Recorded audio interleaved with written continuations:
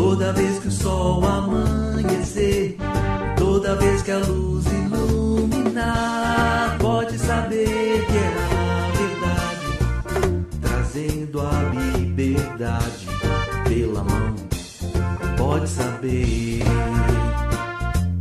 pode saber. Olá, amigos e amigas do Portal Saber. Nós vamos falar a verdade para vocês. Aqui é Guilherme de Barros e nós vamos começar mais um episódio hoje imperdível, falando sobre as questões históricas presentes nas obras da psicografia de Chico Xavier. Estamos com convidados muito especiais aqui e um muito especial vindo de fora do Rio de Janeiro, que está já conosco no portal há bastante tempo e dentro de alguns segundos vocês vão saber quem é. A gente aqui é o Luiz Sérgio Marota. Amigos, é Lívia Dias. Olá pessoal, quem fala é Marco Paulo. Vou apresentar para vocês então nosso amigo historiador que tem se dedicado aos romances do Emmanuel, o Kaique Assunção. Olá, bom dia, boa tarde a todos. Estamos muito felizes por estar aqui nas terras mineiras conversando sobre esses romances tão ricos, né, e que nos trazem tantos ensinamentos. Esse é o Kaique. Agora o seu sotaque entregou que você é do Rio, viu? Agora puxou bastante o carioca, X. Carioca, e criada no Rio. Bacana, hein? Nós estamos ansiosos já para começar, então nós vamos primeiro para nossa leitura de e-mails e recados e voltamos daqui a um minutinho, vocês não podem perder. Um grande abraço.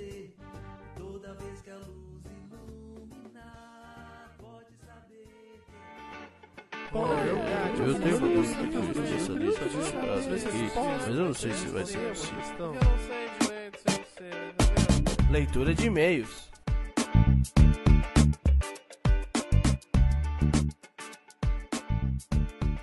Olá pessoal, aqui quem está falando é o João Pedro e vamos para mais uma leitura de e-mails e recados do Pode Saber. Com relação ao Recordando Chico Xavier 13, gravados com Carlos Barcelli, temos aqui algumas mensagens. Dentre elas, a mensagem da nossa amiga Michele Ribeiro de Melo, onde ela diz assim: Amigos, mais uma vez, belíssimo trabalho. Muito obrigado por este episódio, que nos faz conhecer um pouco mais sobre este ser tão amável que é Chico Xavier. Grande abraço. Temos também aqui a mensagem do Clairton. O que dizer, Geraldinho? Esse podcast ficou espetacular. Quanta emoção ao sentir o quanto o amigo Barcelli irradia aquela energia amorosa do Chico. Belíssima a riqueza dos detalhes em fatos cotidianos da vida dele. Mais e mais eu também passo a admirar o homem Chico Xavier antes de qualquer coisa. Parabéns por este trabalho tão especial, meus amigos. Vejo quanto Chico, de onde ele estiver, ainda continua aglutinando amigos em torno de uma proposta de amor e caridade. Com relação ao Recordando Chico Xavier 12, Sem Fronteiras, temos uma mensagem aqui do José Eugênio, onde ele diz assim: Olá, amigos do Portal Saber. Envio-lhes grande abraço. Estou me deliciando com os episódios do Recordando Chico Xavier. Este amor vibra como uma onda de amor se propagando pelos nossos corações, nos contagiando. Eles têm realmente me inspirado a mudar minha conduta perante a vida e os problemas. E sempre fico me perguntando, que homem é esse que foi tão elevado espiritualmente e no qual o simples lembrar de seus causos já transmite tanta luz, como uma pedra de toque que transformasse em preciosidades os escolhos da nossa intimidade. Grande abraços a vocês, que são meus irmãos em Cristo Jesus. Oi, João Pedro. Oi, amigos. Aqui quem está falando é o Marco Ganda. E também estou com um recadinho. A Pod Pesquisa 2014.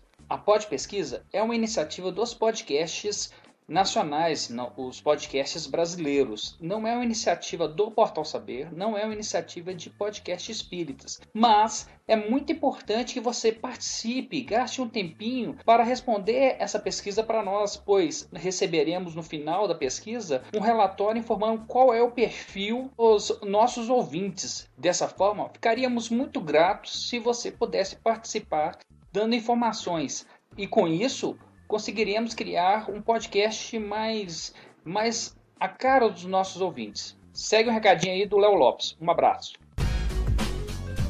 Olá, ouvinte de podcast, eu tenho um recado muito importante pra você. Os criadores deste e de muitos outros programas que te divertem há tanto tempo precisam da sua ajuda. Estamos realizando até o dia 30 de abril a Pod Pesquisa 2014 e precisamos conhecer um pouco melhor a nossa audiência. Acesse agora podpesquisa.com.br e responda a um rápido questionário. Não leva nem 10 minutos. A sua participação é fundamental para que nós possamos conhecer melhor o público que escuta podcast, além de contribuir para o crescimento da mídia em todo o país, fazendo podcasts cada vez melhores para você. Participe! podpesquisa.com.br.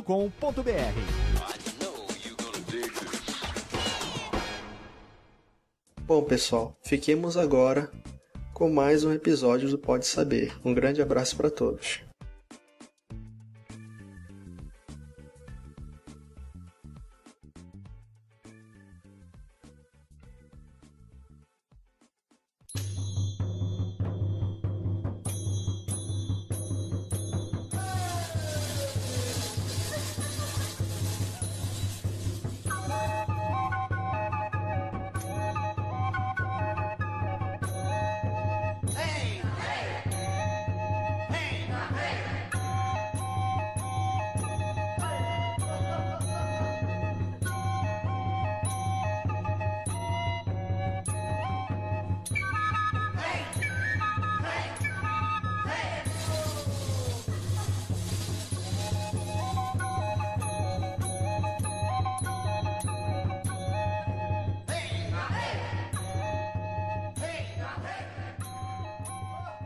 Ô Kaique, seja bem-vindo aqui à Terra do Pão de Queijo.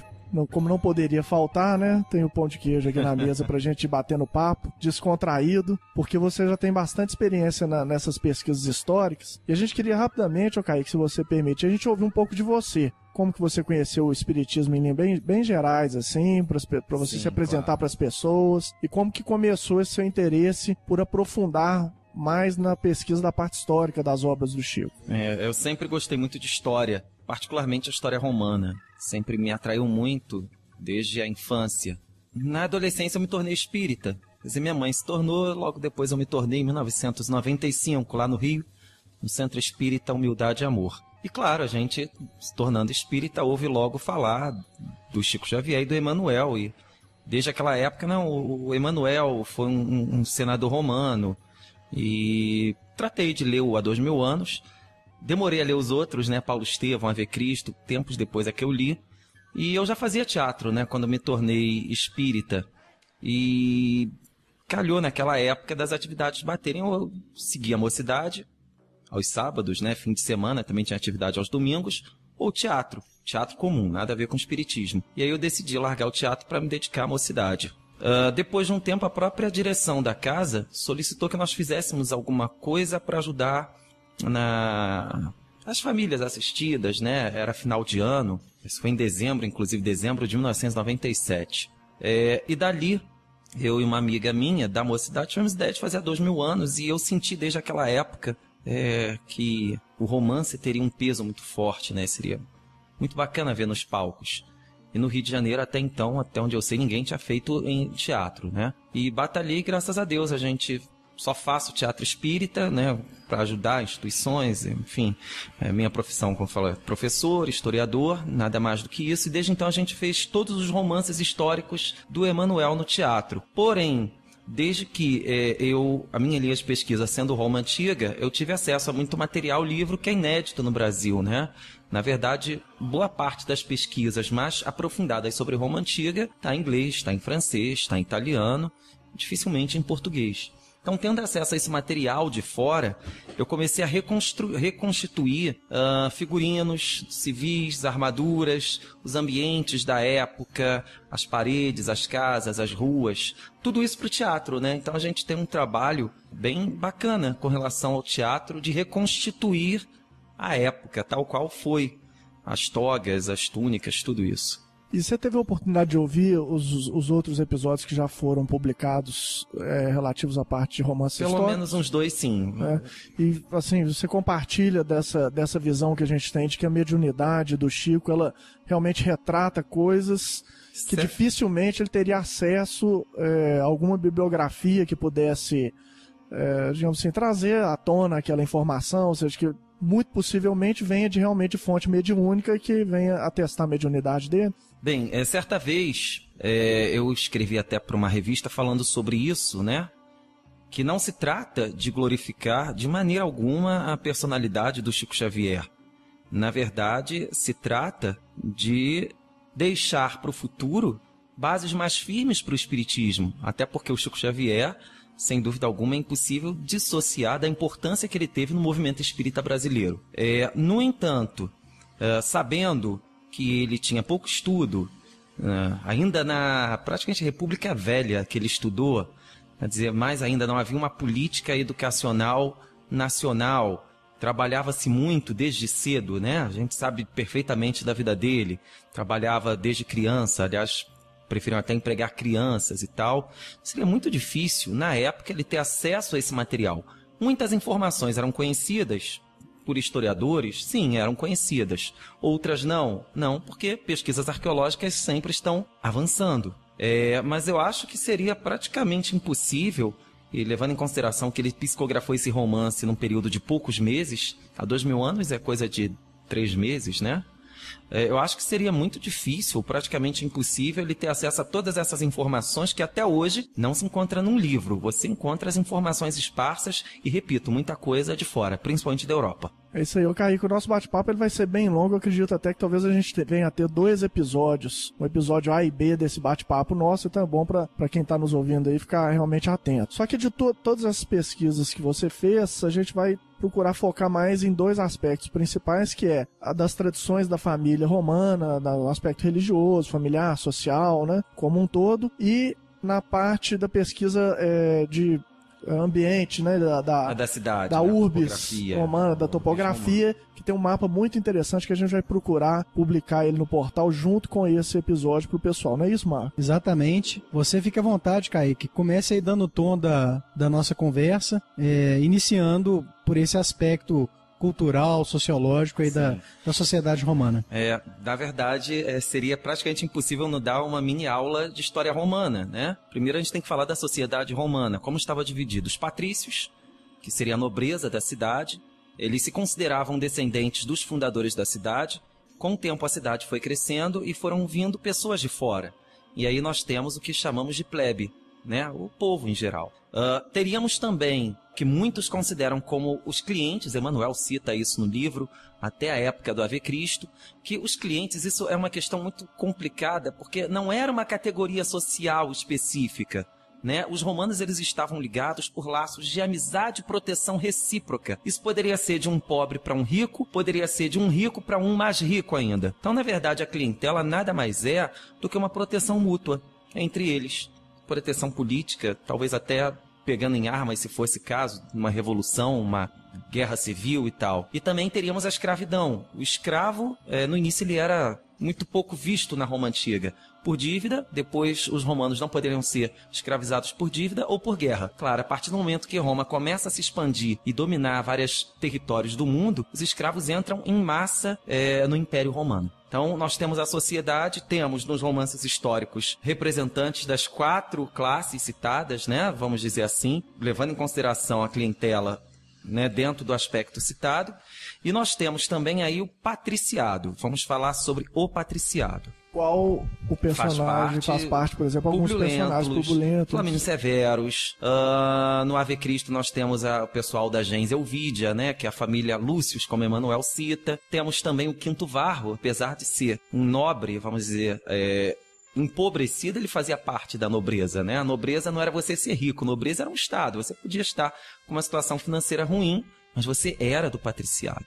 Então, isso ao longo do tempo, né, durante todo o Império Romano, basicamente, essas eram as classes sociais.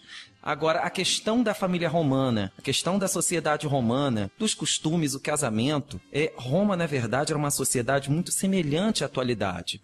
Quando se refaz num filme, reconta-se uma história romana, Gladiador, Ben-Hur também, que tem um aspecto, Covades, chega um momento que se encontra muitas dificuldades, porque a história romana tem muitos buracos, tem muita coisa que a gente não sabe. Por exemplo, não existe uma lista completa dos senadores romanos. Ao longo de 1.200 anos de história romana, o Senado era uma instituição que estava ali desde o início, né, desde a monarquia, que é a primeira fase da história romana. Seria impossível, não existe essa lista, né? Isso seria impossível.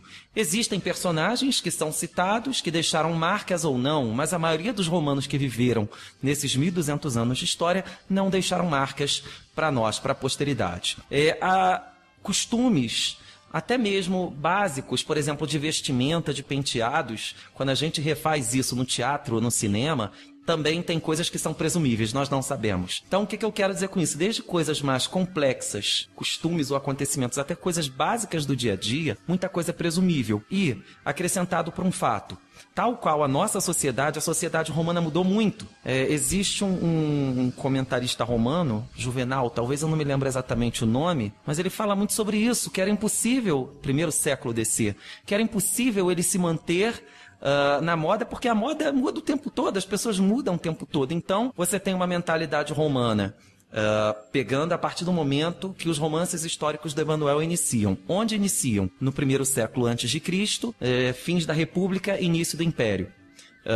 Basicamente a conspiração de Catilina, né? Que é citado no Há 2000 anos. Então a gente tem costumes no primeiro século antes de Cristo, você tem costumes que mudam ao longo do primeiro século DC, no segundo século eles vão mudando, no terceiro século eles vão mudando, né?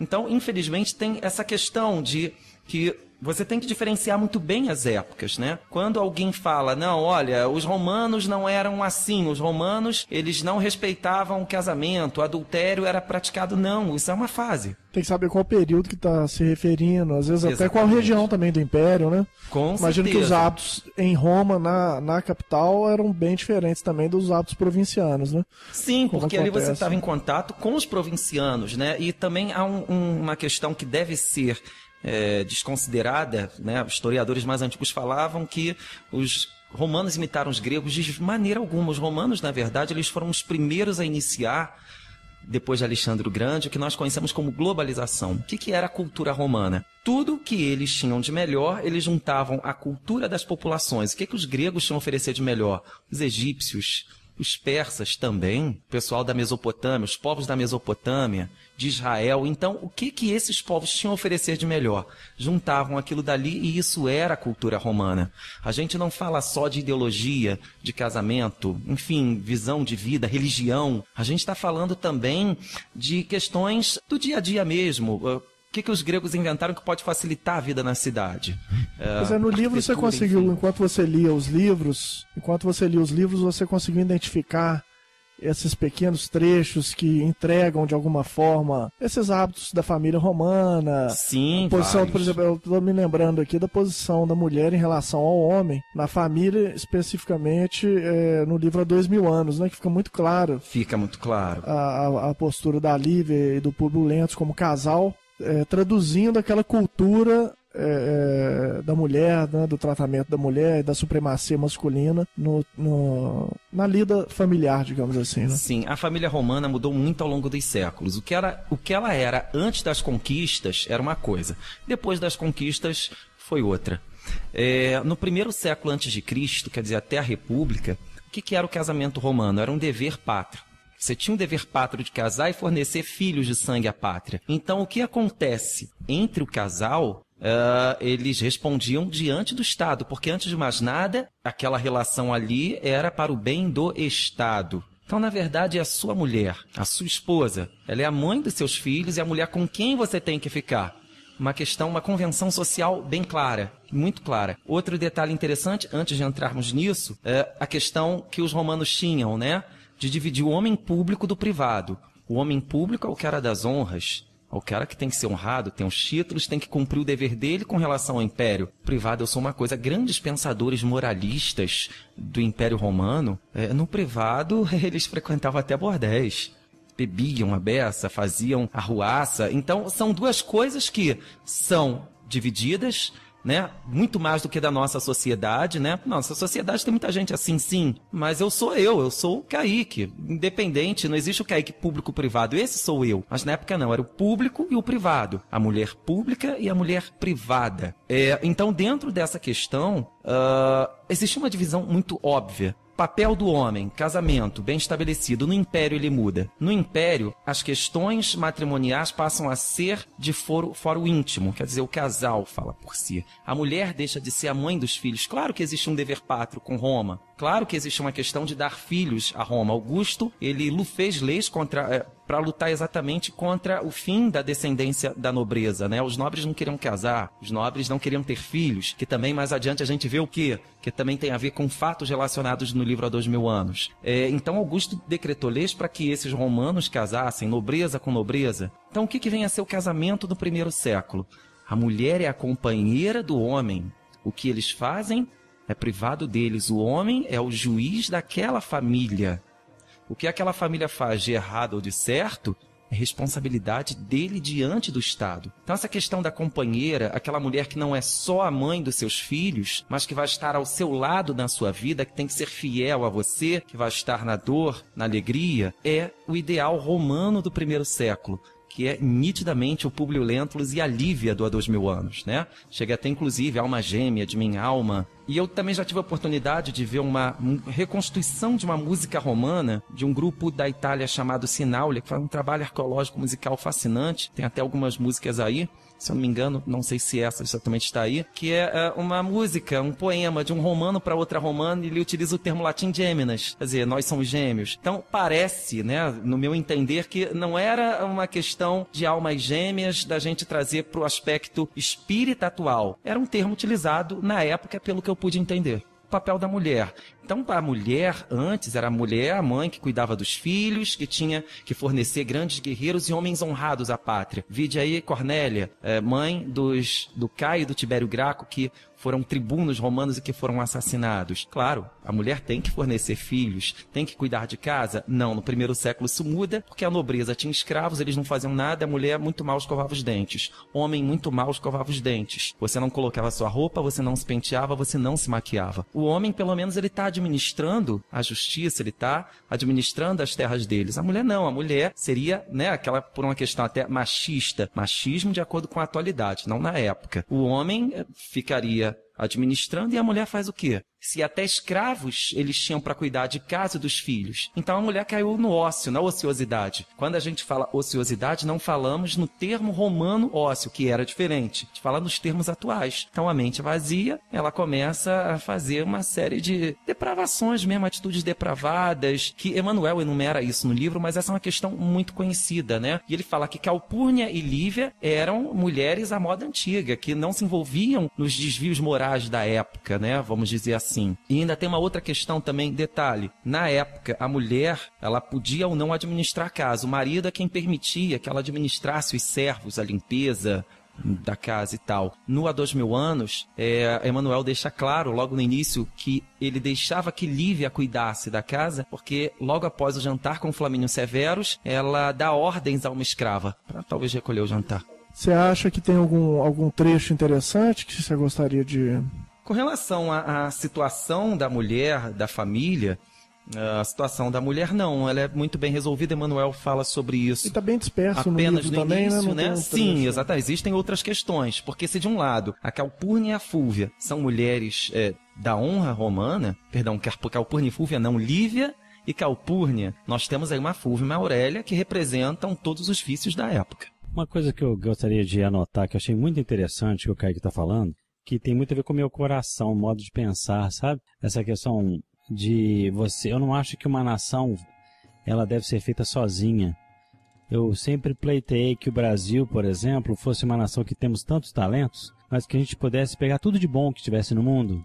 Todas as culturas, eu tenho essa ideologia desde criancinha, sabe? E às vezes eu sinto que o nosso nacionalismo às vezes é um pouco enviesado, essa coisa do querer que só nós façamos uma coisa que venha só de nós. E eu não vejo assim, eu acho que uma nação grandiosa, eu tô falando assim que eu não tô falando que isso é certo ou errado, tô falando que eu penso muito desse jeito, né? E isso é muito interessante. Uma nação que deve ser grandiosa tem que pegar os talentos de todo mundo.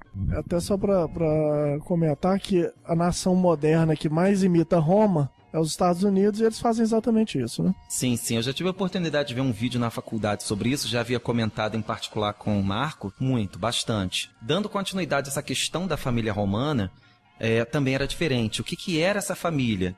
Atualmente, família é meu pai, minha mãe, minha esposa e meus filhos. Tia, um parente. Na época, não.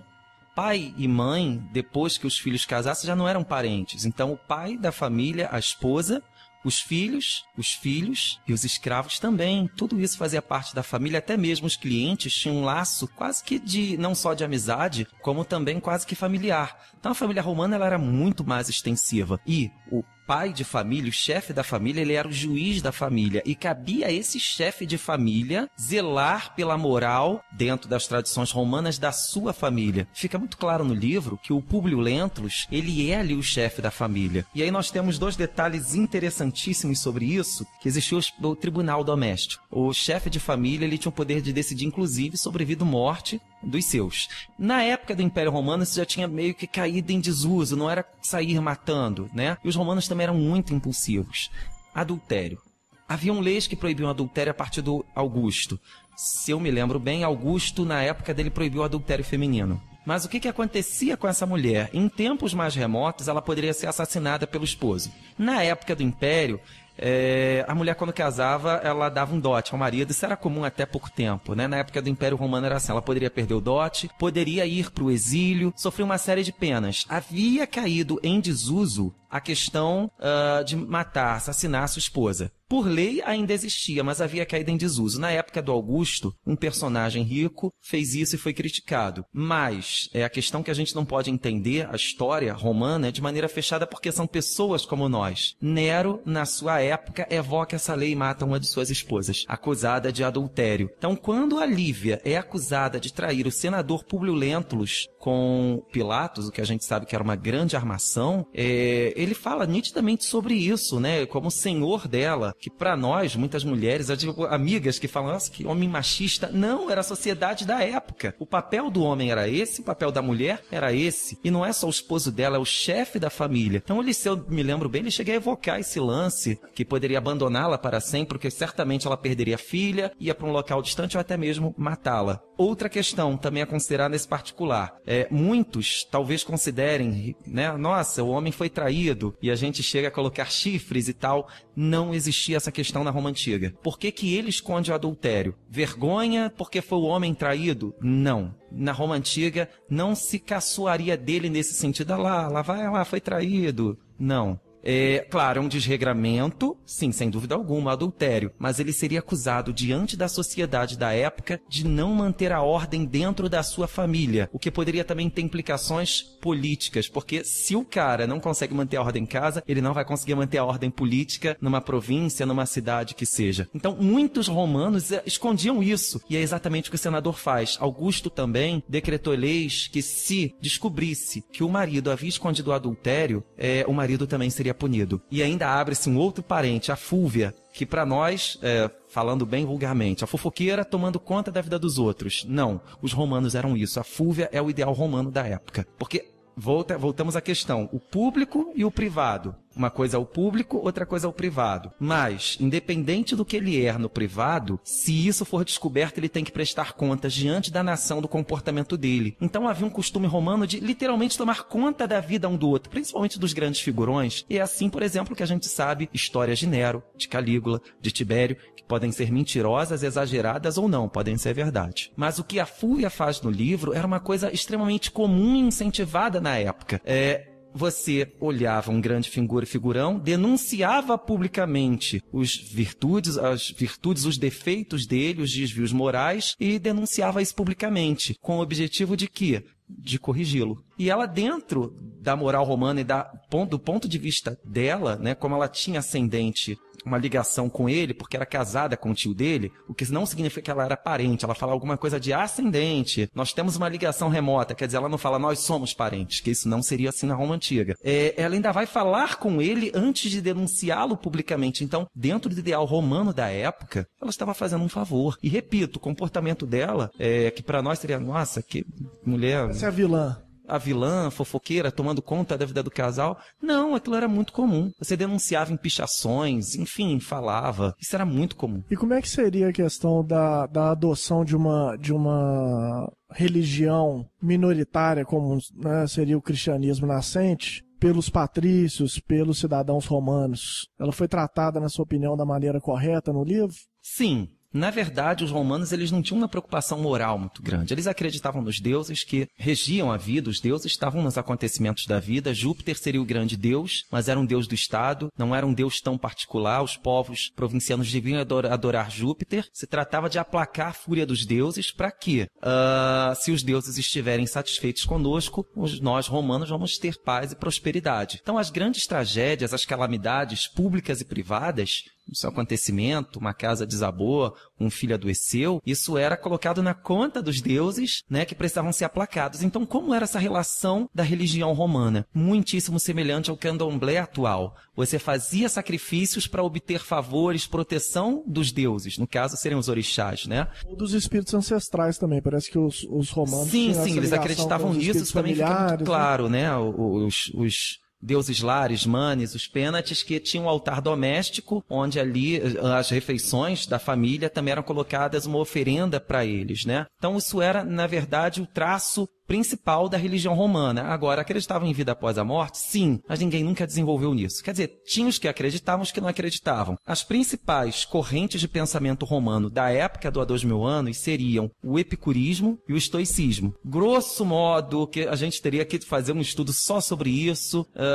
O epicurismo seria aquele cara que quer curtir a vida e não tá nem aí pra nada, acha que não existe nem Deus, nem nada, enfim, vamos viver. Grosso modo, tá? Grosso modo mesmo. E o estoicismo, que tem certos traços até mesmo com o pensamento espírita, dos sofrimentos da vida, nos fortalecerem, da questão de ser forte diante do sofrimento. Tem um ideal mais assim em comum com o espiritismo, né? Eu já tive a oportunidade de ler Meditações de Marco Aurélio e eu assinalei vários pontos que parece que é o livro dos espíritos, né? Esse seria o cara mais espiritualizado, mas não leva isso muito avante porque, repito, o filósofo estoico também não levava essa questão para o pós-morte, né? A vida está aqui. Está transcorrendo aqui, então é aqui que a gente vai viver e vamos viver de acordo com as regras morais, de acordo com o que eu penso. Parece que a questão ligada à adoção de uma nova religião está muito mais associada à aparente perda do controle. Sim, exatamente isso, né? Da ordem doméstica, do que especificamente uma rejeição a valores novos. Doméstica e social de maneira geral, porque... Como é que eu vou conduzir uma família em que a minha esposa tem valores que não são aqueles que os meus amigos e a sociedade como um todo, para quem eu tenho que prestar contas? Né, os romanos eles eram bem tolerantes com religiões dos povos conquistados, desde que não afrontasse a religião Júpiter, né? Júpiter, Juno, principalmente a trindade romana, que era o Capitólio, Júpiter, Juno e Minerva. Durante muito tempo, o cristianismo ele foi até tolerado. Tem que cair por terra essa questão da perseguição universal ao cristianismo. Não. Essa perseguição universal só aconteceu da época do Ave Cristo para lá, citado por Emmanuel, a partir do Décio. As tragédias começam a acontecer e desastres militares, tragédias, enfim, tempestade, mais adiante vão acontecer terremotos, então tudo isso é colocado na conta dos deuses. Os deuses estão insatisfeitos. Vamos prestar juramento aos deuses. Vamos. Os cristãos se negaram. Então persegue os cristãos do Império. Mas na época do 1º e 2º século, isso era muito de cidade, de região. Em Roma, por exemplo, Nero, aquilo foi muito mais um capricho pessoal dele, que diante dos costumes e das leis romanas, ele não teria por que perseguir os cristãos, e não foram só os cristãos que foram perseguidos por Nero. Qualquer político que se opunha a ele era perseguido. Então, aquilo dali do Nero é uma perseguição a todos que ele achava que se opunham a ele, né? Particularmente, eu acredito na perseguição aos cristãos mais como ela está retratada no livro Paulo Estevão. Mais inflamada pelos judeus do que pelos romanos. Sim, porque o cristianismo está afrontando o judaísmo, exatamente, não os romanos. Até porque veio de um judeu, então... Sim, claro. A visão, né, dos judeus de manter uma determinada ordem, de não desejar que o filho do homem ou o Salvador viesse de um lar simples, sem nenhuma... O Messias é um ser muito especial e ainda esperam o Messias, né? O que, na verdade, incomoda os romanos no 1º século é a questão de que o imperador reinante era divinizado. Opinião minha. Eles sabiam que o imperador não era um deus, era um cara, mas existe uma plebe de gente numerosa e ignorante e que pode ser contida socialmente, quer dizer, para evitar revoltas, se achar que aquele cara que manda no império, que abrangia 3 continentes, Europa, Ásia e África, se aquele cara é um deus. Então você tinha a obrigação de prestar juramento ao imperador da época. Emmanuel cita isso também no Ave Cristo, os augustais, né? Por solicitação dos augustais, os jogos foram encerrados. Esses augustais nada mais eram do que sacerdotes, pessoas encarregadas dos rituais dentro das cidades romanas, em honra ao imperador reinante. A partir do momento que os cristãos se negam a ver o imperador já no primeiro século como um deus, ou o gênio do imperador como um deus, eles já incomodam. Veja bem, incomodam. E sim, mais adiante isso vai ser levado por uma questão social, porque Jesus iguala a todos, todos são iguais, Jesus abençoa o pobre. Se nós estamos numa sociedade hierarquizada, que eu sou rico, sou patrício, porque os deuses assim quiseram, é perigoso uma mensagem desse tipo. Mas também ninguém prestou muita atenção nisso no primeiro século. Isso são questões particulares, uma cidade, uma província ou outra, de acordo com os interesses dos políticos que estavam no poder naquele momento. Mas perseguição universal, segundo notícias que nós temos, só a partir do Décio. Outro detalhe interessante, que também faz parte do livro, os romanos não conheciam a ideia de bem e de mal. Eles conheciam a ordem pública. Tudo que afrontasse a ordem pública devia ser combatida. Então, se ocorre uma revolução judaica, as pessoas estão revoltadas ali, está ameaçando a ordem pública, a prosperidade do império, a civilização, o comércio, a vida na cidade, etc. Então, peraí, temos que colocar fim a essa revolta. Mata, executa e bota aquilo como sacrifício aos deuses, né? Você acha que nesse aspecto, quando o cristianismo passou a ser incorporado no Império Romano, a lei judaica, ou toda aquela tradição do judaísmo que veio junto com principalmente quando o cristianismo foi integrado de uma certa forma ao judaísmo, isso impactou nessa lei romana, na integração desses valores de bem e de mal dentro do Império Romano, que acabou culminando na versão de direito. Aí até talvez o Marco possa falar um pouco, né? Que a versão de direito que a gente tem hoje, ela vem desse direito romano, mas muito impactada também pelo cristianismo, né, Marco? Ou não?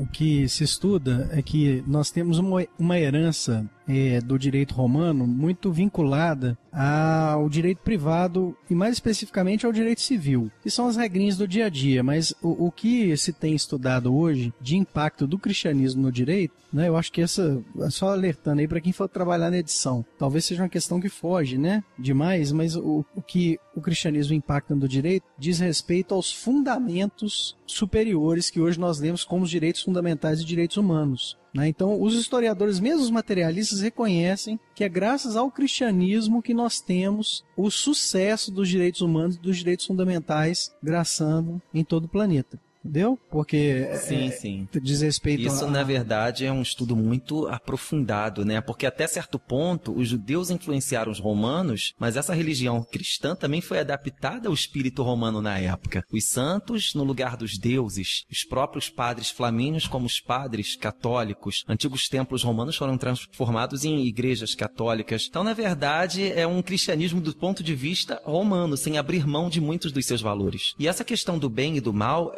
ela já tinha sido introduzida em Roma, a partir do mitrianismo, né? O deus Mitra que luta contra o deus do mal. A questão também da libertinagem romana, dos costumes romanos que eram liberais demais, antes do cristianismo adentrar e influenciar a política central romana, eles também já estavam nesse sentido. Por exemplo, os cristãos sempre defendiam que não deveria haver aborto. Aborto era legalizado em Roma, cada um fazia de si o que quisesse. Antes do cristianismo adentrar e influenciar, o aborto também já tinha sido proibido. Então, os romanos também já vão meio que caminhando na direção dessa moral. Adultério masculino, que era tolerado antes do cristianismo, também já tinha sido proibido. Então, na verdade, a mudança partiu de Roma e depois casou ali o cristianismo, enfim. Mas é um tema muito longo que, né, realmente seria desviar muito do assunto falar sobre isso. Só fazendo um contraponto, Kaique, o interessante é entender que hoje se faz uma vinculação do direito com a ética. Sim. Né?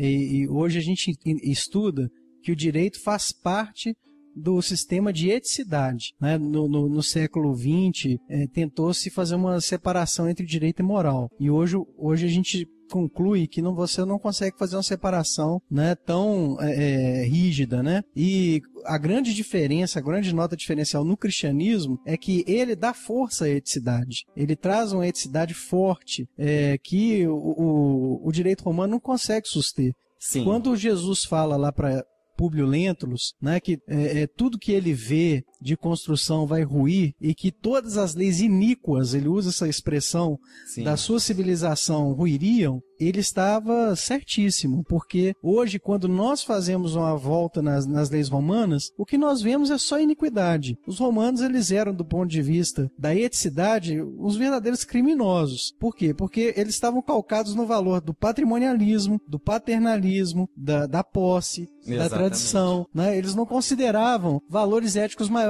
como o ser humano, a dignidade, a igualdade, né? Então, houve um shift, né? Houve uma mudança drástica com esse impulso que o cristianismo trouxe em todo o Ocidente, né? Porque ele conseguiu dar esse novo ethos que caracterizou o direito moderno. Com certeza. Né? E lembrando da questão da sociedade hierarquizada, que eles não abririam mão de jeito nenhum, né? Os mais ricos tinham direitos que os mais pobres não tinham. A gente encontra muita gente injustiçada simplesmente porque era pobre, o direito não permitia a defesa desse pobre. Temos um caso clássico disso no início do Paulo Estevão, o Joquebed Ben Jared, que é também uma questão muito comum na época, a questão de você como poderoso, eu quero pegar a terra do outro, pegou. E aí as leis estavam ao lado dos mais fortes, dos notáveis da cidade. Ele foi lá reclamar e aconteceu exatamente o que acontecia na época, afrontando o direito, mas o cara era pobre, a questão não tinha dignidade. Não, que seja, executa. Olha, gente, eu tô achando isso tudo muito legal, acho muito interessante, porque para aqueles como nós que detemos um pouco de entendimento no campo reencarnacional, a gente começa a entender perfeitamente o receio de espíritos como Emmanuel, quando constantemente nos chamam a atenção para determinados defeitos do passado, que ainda estão em nós.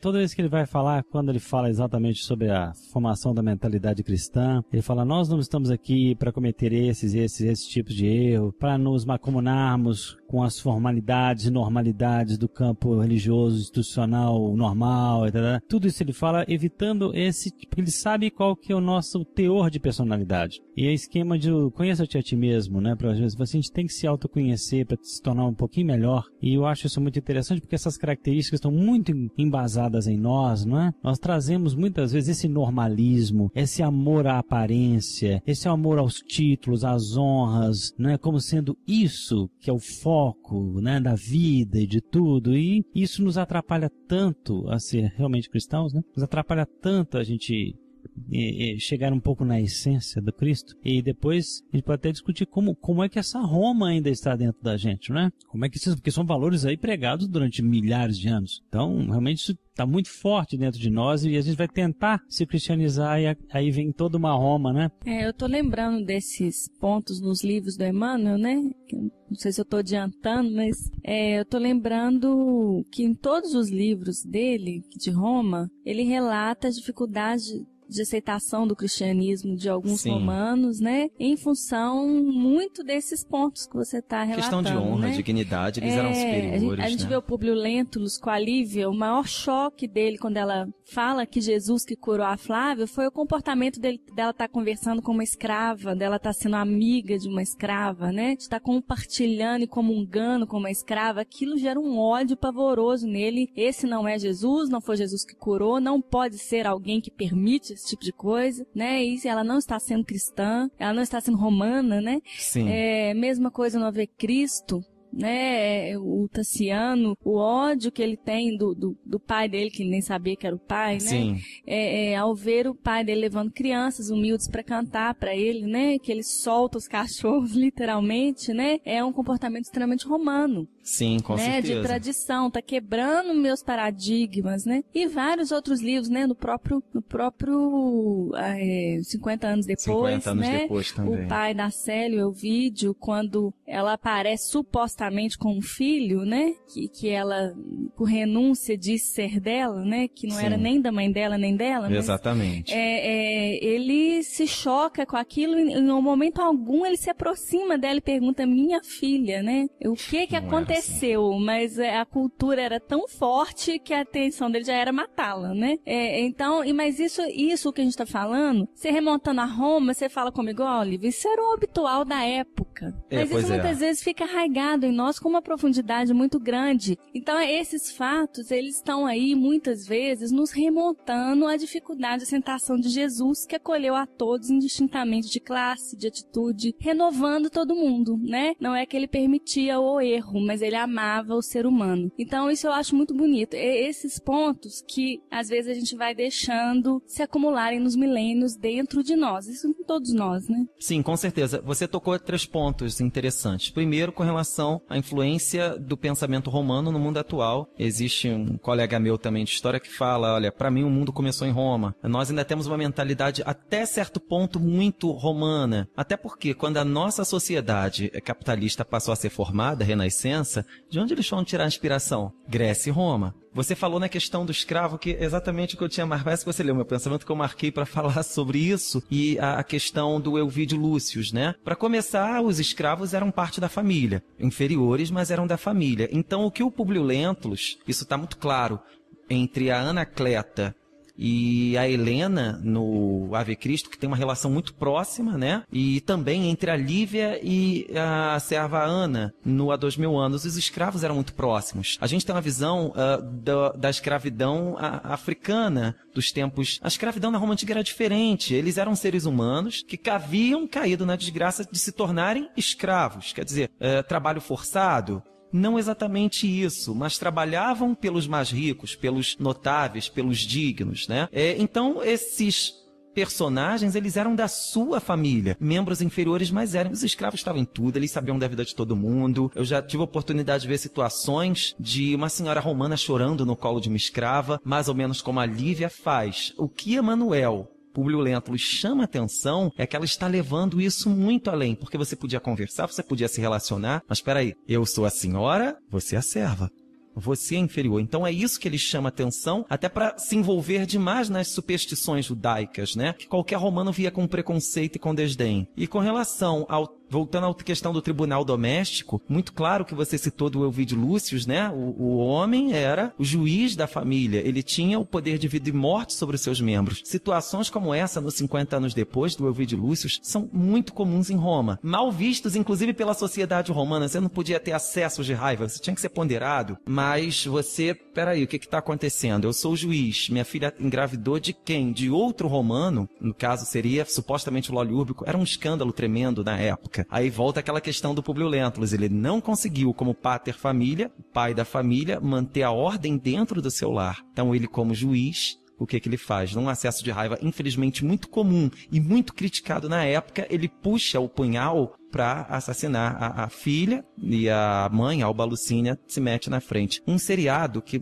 conseguiu reproduzir Roma muito, mas muito bem, Roma, da HBO, e tem um caso semelhante. Aquilo ali tem todo um trabalho histórico por trás da Inglaterra, e tem uma situação exatamente idêntica dos 50 anos depois, que é quando o centurião, acho que é o Lúcio Voreno, né? Ele tinha ficado em campanha na época de Júlio César, ele chega em casa e vê a esposa com o filho nos braços, só que no caso era dela mesmo, né? Quem assistiu o seriado sabe. O que ele faz? A mesmíssima coisa que o Elvídio Lúcius faz. Ele puxa um punhal para introduzir. Era uma questão muito comum na época, tá? Isso daí era muito comum, e eles muitas vezes puxavam um punhal para matar, e muita gente pereceu nisso daí. Infelizmente é uma coisa comum e corriqueira na época. Interessante, Kaique. Lembrando dessa cena em que Públio Lentulus chega em casa e percebe que a filha havia sido curada, quando a Lívia citou aqui, né? Ele fica indignado de ver a Lívia com a Ana. Mas uma coisa, se eu não estou enganado, depois a gente pode ver lá no livro, uma das coisas que o indigna é o estilo de celebração em que a Lívia está se expressando, entendeu? E aquilo ali o chocou, porque o romano ele é normalista, né? Formalista e externalista. Então, o problema não foi a comemoração, o jeitinho, o trejeito que ela fez, que era de baixa classe. Então isso é como que na cabeça dele imoral, né? Sim. Em termos romanos, né? Imoral, termos romanos. coisa pública, porque a moral para eles, como você falou, Era diferente. Era diferente. Isso é espetacular porque a gente vê isso hoje demais. Esse amor ao normalismo, ao externo. E a moral mesmo, às vezes, lá embaixo, a coisa negra, mas tudo na aparência está sob controle. Como é que a gente aprendendo sobre isso pode nos ajudar, né? Isso, inclusive, me faz lembrar de um dos escritos do livro O Consolador, de Emmanuel, falando exatamente sobre a missão do Consolador. O Emmanuel diz o seguinte: a missão do Consolador tem que se verificar junto das almas, e não ao lado das gloriulas efêmeras dos triunfos materiais. Você citou esse detalhe e mais ou menos no mesmo trecho tem um outro detalhe que também encontra um eco na história, que eles falam algo do tipo: mas você saiu sozinha? O que é isso? A mulher romana ela poderia sair, não é como a grega de ficar enclausurada em casa, mas ela tinha que sair acompanhada de um séquito de servos, de servas para prestar. Isso foi outra coisa que ele ficou extremamente enfurecido com ela. E a gente encontra também eco disso nos 50 anos depois, quando Célia e Túlia vão assistir as reuniões nas catacumbas, e a Alba Lucinha cita: os servos não vão acompanhar. E a Túlia, não, é melhor não. Então, isso também enraivece ele muito, porque era uma questão de formalismo. Você tem que sair acompanhado de servos para lhe prestar ajuda, para lhe prestar qualquer tipo de socorro. E até para mostrar que tem um status, né? Também, com certeza, fazia parte.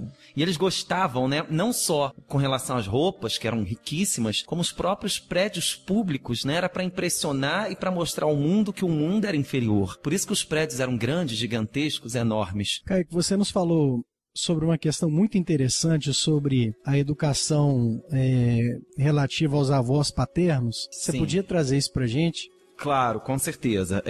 O homem era o pai da família, a mulher, ela administrava o lar. A gente pode até puxar também falando um pouco da questão do Nestório. Então, o romano rico, ele arranjava duas figuras para cuidarem da educação dos seus filhos. A nutriz, que muitas vezes era a ama de leite, e o nutridor ou o pedagogo. Eu prefiro o termo pedagogo. O que esses dois eram? Basicamente, o romano, preocupado com as questões sociais, principalmente essas mulheres que Emmanuel cita no livro, que queriam convenções sociais, festas, e deixam a educação na mão desses dois, a nutriz e o nutridor ou o pedagogo. Eles eram os verdadeiros pais do dia a dia, educavam, criavam, se tivesse com algum problema de saúde eles cuidavam, eles passavam o dia inteiro com as crianças. O pedagogo era também um professor, ensinava a ler e escrever. Geralmente eles contratavam gente que soubesse falar o grego, porque o romano rico, ele tinha que também saber falar o grego. Também é outra questão que muita gente combate. Como é que os romanos falam com os judeus? Isso é muito simples. O grego, por causa de Alexandre o Grande. Assim a gente tem um diálogo de Lívia com Ana, a gente tem Sulpício Tarquinius falando com outras figuras, mas isso é um detalhe que passa batido. Nos 50 anos depois fica muito claro que o Nestório é esse pedagogo, que é o cara que está cuidando da educação da Elvídia e da Célia. Ele é liberto e continua a fazer parte da família. Então, na verdade, ele tem um dever de honra, de obediência ao Elvídio Lúcio, que passa a ser o chefe da família do qual ele faz parte. E a Célia, nos 50 anos depois, ela se volta ao cristianismo, que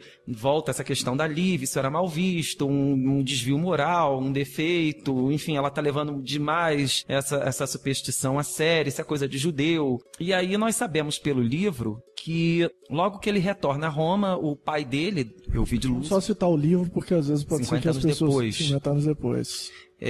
O Elvídio Lúcio, ele deixa a Célia em companhia do pai. E esperava-se que ele desfizesse toda a superstição religiosa dela, o que na verdade acontece o contrário, mas é um detalhe do livro. Estudando a história da vida privada do George Duby, que era uma das grandes personalidades, quando se fala de assuntos privados das mais variadas sociedades da antiguidade até os tempos modernos, ele cita um detalhe muito interessante baseado em costumes romanos, que os papéis eram muito bem definidos. O romano rico ele era um escravo das convenções e dos rituais. Por exemplo, essa questão de não sair sozinha e tal. Então havia os avós maternos e os avós paternos. O pai, ele deveria ser o administrador da família, o juiz da família, portanto ele representaria a força e a disciplina. Aliás, essa questão da disciplina também não existia nos primeiros tempos e foi introduzida na época do Império Romano, e Emmanuel até hoje reproduz isso, tá? Mas nos primeiros tempos não existia, isso foi na época do Império que eles começaram a pensar em disciplina. E a mãe representaria a complacência. Por extensão, os avós, ou a avó, o avô materno, representaria essa complacência para os netos, e os avós paternos, faltando a figura da mulher, ele cita um exemplo de uma avó paterna, mas no caso, então, os avós paternos representariam o quê? A disciplina, a corrigenda. E é exatamente isso que ele faz diante de toda essa convenção romana. Fábio Cornélio no Censor, responsável pelos bons costumes. Não, mas ele não pode, porque de acordo com a convenção romana, o pai e os seus ascendentes é que tem esse direito. Então está dentro do costume romano de deixar a corrigendo a educação do seu filho, né? Eu, pai, vou deixar com o meu pai ou a minha mãe. E é exatamente o que o Ovidio Lúcius faz nos 50 anos depois. É um assunto que passa batido, mas é muito sério. Isso é interessante, que profundo. Isso entra na história de uma maneira muito natural, como tantas outras coisas que a gente já viu, e que às vezes a gente não vai... E não é técnico. Não tem nada técnico. Não tem nada. É uma coisa realmente da convivência e da cultura da época. Né? Alguns, na verdade, ele cita esse exemplo, já deixavam até para os avós paternos criarem. Não queriam se aborrecer, ou achava que era incapaz, ou que a vida naquela cidade era imoral demais, que ele ia... o jovem romano ia se desviar da moral, da dignidade romana, então não, vai para o campo, sua avó mora numa região rural, lá você vai ser criada pela avó paterna, avô paterno, materno não. E ainda puxa um outro exemplo da questão do desvio dos jovens, que também é citado no livro Há 2000 anos, né? O Flamínio Severus tem 2 filhos, o Plínio e a Agripa. Vou ler aqui, ele falando para o senador. Agripa vem fazendo o possível. Antes, levo comigo para o túmulo numerosas preocupações pelos meus pobres filhos. Dei-lhes tudo o que me era possível em matéria educativa, e embora reconhecendo que ambos possuem sentimentos generosos e sinceros, noto que os seus corações são vítimas de penosas transições dos tempos que passam, nos quais temos o desgosto de observar os mais aviltantes rebaixamentos da dignidade da família.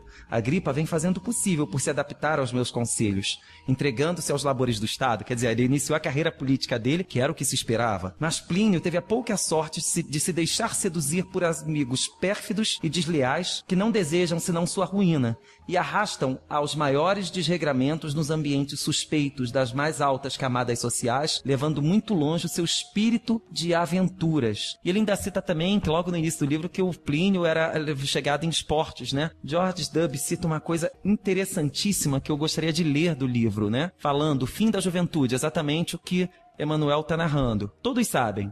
Mal colocavam pela primeira vez as vestes viris, já vão tratando de comprar os favores de uma serva ou correm para Suburra, o bairro devasso de Roma. Entre a puberdade e o casamento, os meninos gozavam, portanto, de um período em que a indulgência dos pais era inadmissível. Cícero, Juvenal, moralistas severos e o próprio imperador Cláudio admitiam que se devia conceder alguma coisa ao calor da juventude. A isso se acrescenta um fato semi-oficial, a organização dos jovens numa instituição que lhes é particular. Bem conhecidas na parte grega do Império, as associações de jovem, chamada em latim Collegia Juvenum, existiam também na metade latina, embora seu papel seja obscuro. Esses moços praticavam esporte, esgrima, caça. Sua associação ocorria no anfiteatro para caçar feras, causando grande admiração aos compatriotas. Infelizmente, não se atinham a essas louváveis atividades físicas, transladadas da educação esportiva cara à civilização. Abusavam de seu nome e de sua posição para promover desordens públicas. Em Roma, sempre se reconheceu como um privilégio dos rapazes ricos percorrer as ruas aos bandos à noite para espancar ou maltratar os burgueses e destruir um pouco as lojas. Ou seja, muito claro que o Plínio Severus, de acordo com a juventude da época, fazia o que um jovem, infelizmente, rico faria. Sai pela noite, bebe, pega um carro em alta velocidade, bate, pega mendigo pela rua, queima. Isso acontecia em Roma e eles lutavam contra isso. Era uma associação com fins educativos, com fins esportivos, que lamentavelmente se desregrou, puxando a questão do direito romano. Por mais que eles tivessem arrombado lojas, ou batido em alguém, ou estuprado uma jovem, existem casos aqui em que eles arrombavam uma casa em bando para estuprar moças, né? Então eles levavam isso muito longe, mas a justiça estava do lado de quem? Então não acontecia nada.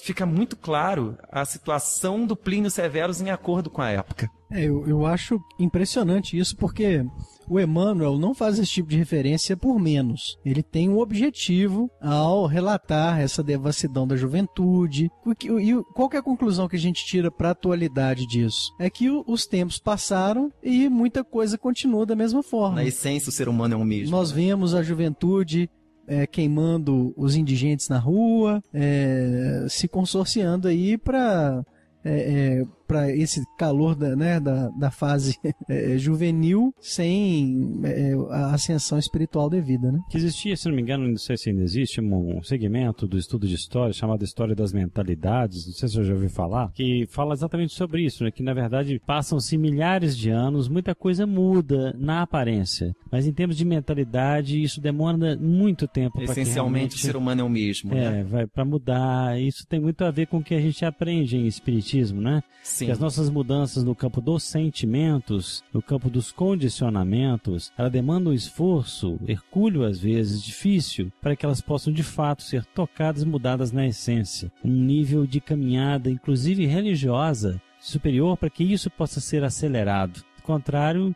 os condicionamentos falam muito mais alto, né? Sim, com certeza. E é um pensamento meu, não só com relação a Roma, é que muitos desses rituais, toda essa questão de civilização, eu tenho a impressão que não é os rituais ou o pensamento que justifica as atitudes humanas. Na essência, eu acho o contrário. O ser humano tem os seus defeitos, as suas qualidades ou defeitos, e criou a sociedade ao longo da história de acordo com o que lhe convinha, para justificar suas atitudes. E eu penso a mesma coisa com relação a Roma. Dando prosseguimento a essa questão, também ainda tem um outro dado interessante com relação ao Plínio. Chegava um momento que eles casavam. Sim, casavam. O ideal romano era ter 2 ou 3 filhos. A gente encontra isso demais nos livros de Emmanuel. Públio Lentulus, Marcos e a Flávia. Nada impede que eles tivessem tido outros filhos, que talvez tivessem morrido. Aliás, não tinha, a medicina não estava tão avançada, qualquer coisa, pegou uma infecção mais grave e já era, morreu, então a morte era muito comum. Flamínio Severus tem 2 filhos, era o ideal romano, 2, 3 filhos. Augusto, na verdade, não era nenhuma questão de imposição, os romanos eles não queriam ter muitos filhos, por quê? Porque a gente encontra isso também no 50 anos depois, Euvídio Lúcio, Célia e Ovídia. Isso já era um problema para os romanos da questão da herança. Porque você tinha que dividir a herança. Então os meus bens vão ficar divididos como? Vale lembrar que esses filhos eles ficavam sob a tutela dos pais, não era até os 18 anos não, que a maioridade em Roma ia muito além. Ela ia até enquanto o pai vivesse, ficava sob a tutela do pai, a não ser que o pai desse a emancipação. Então, na verdade, se criava um problema muito sério para as famílias da nobreza no final da República, início do Império. Perdão, final da República ainda. Então, a nobreza, ela decidiu que não seria ser bom ter muitos filhos, como a Cornélia teve 9, 10, 12, alguma coisa assim. A nobreza passa a fazer o contrário, não ter filhos porque davam trabalhos, podem me matar, isso infelizmente é muito comum. Fica muito claro que a própria Convenção Romana criou isso, porque você imagina, com 50 anos... Você não é maior de idade, seria isso na Roma Antiga, porque o seu pai ainda vive. Você vive de mesada-se muito, você não tem um emprego, você vive sob as ordens do seu pai. Então muitos deles cansavam e matavam os pais. Temos um exemplo típico na 2000 anos da Aurélia. Ela quer se libertar do esposo e quer se libertar da mãe para administrar os seus bens e viver a vida do jeito que ela quer. A mesmíssima coisa com relação a Lucila no Ave Cristo. Ela já tinha se libertado do avô, o Opílio Veturo, que era o pater familias. Já tinha se libertado do marido. A mãe tinha falecido, só restava o pai. O pai vai a Roma pedir ajuda. Claro que maldosamente ela pensa, opa, os bens são meus, eu herdei a fortuna, eu administro os meus bens. A mulher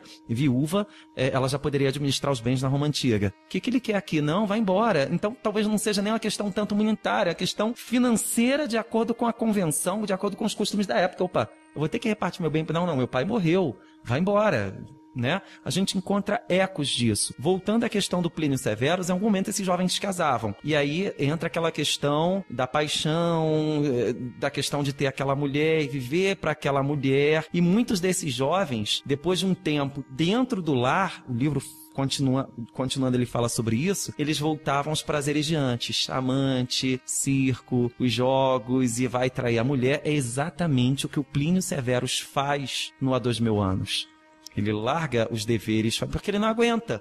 Isso também acontece com muitos desses jovens. Não aguentam e vão embora. Muito interessante, mais uma vez você está falando aí, Kaique, porque eu estava escutando uma vez, uns anos atrás, uma reportagem daquele No Divã do Gicovati, da CBN. Sim. E ele falando exatamente, conversando com uma senhora no auditório, senhora de 30 e poucos anos de idade, casada, queria ter filhos, mas estava com muito medo de uma hora. Ela sempre havia querido ter filhos, mas ela começou a ter muito medo de tê-los. E o Gicovati falando, olha, o problema é que hoje você perde o seu filho em tenra idade para a sociedade. Ele se torna dentro de casa um vórtice de egoísmo e com isso os casais estão começando a ter esse receio às vezes, né? Eu acho até que ele foi até um pouquinho pesado com ela, tirando um pouquinho ela, sabe, foi meio atemorizador. Acho que eu não precisava ter falado assim de uma forma tão séria com ela, que eu acho que essas coisas a gente acaba tendo que ter o filho mesmo, mas ele falando que é uma situação que os pais vivem hoje. O filho, ele é criado num consumismo tão exacerbado que ele se torna um egoísta em muito tenra idade. Então quando se torna um egoísta, ele já não quer mais a sua educação, ele quer a educação que ele se propõe, através do celular, da internet, da escola, muitas vezes materialista, nihilista, né? E aí você fica dentro de casa com aquela pessoa que sabe que vai te cobrar, ela não vai... E ele ainda chega a falar assim, não pense que ele vai te cuidar na velhice. Não é bem isso que pode acontecer, mas não, né? Então você está falando que como é que essas coisas vêm, são cíclicas? Sim, claro. Como é que os nossos defeitos estão aí permanentes? E é tão importante os relatos como esse do Kaique, para a gente entender, nós somos isso. Nós temos isso dentro de nós, muitas vezes até enfeitados, né? Disfarçados, com algum tipo de conduta religiosa externa, dentro de um grupo. Mas nós temos muito disso dentro de nós, temos que cuidar disso, né? E não só individualmente, mas socialmente também. Se a gente for parar para imaginar, por exemplo, como que é a relação de trabalho hoje, do patrão e empregado, como que será que vai ser visto isso daqui a 300 anos, né? Então, assim, muitas vezes é o tratamento do empregado como objeto, né? Simplesmente. O patrimônio da empresa. Não serve, manda esse embora, coloca o outro no lugar. Muitas vezes a remuneração, ainda que seja aquela legal, ela é estabelecida de uma maneira que a pessoa vive num estado de quase que, né, ela trabalha para sobreviver e não para viver de fato, né? Então, assim, todas as situações aí a gente vai se distanciando culturalmente, a gente começa a ver que há muita coisa a ser feita ainda, né? Ô Kaique, bacana demais a gente conversar sobre essas coisas. Vamos deixar agora para um próximo episódio pra gente falar sobre as questões da topografia da época, da urbe da época, que tem um mapa muito interessante que nós vamos poder abordar no próximo episódio. Foi um prazer ter tido você aqui conosco. Prazer foi meu. E a gente vai continuar esse papo aqui e vocês que estão nos ouvindo, aguardem aí o próximo episódio, a parte B dessa conversa aqui com o Kaique Assunção e os demais amigos. Um grande abraço para todos.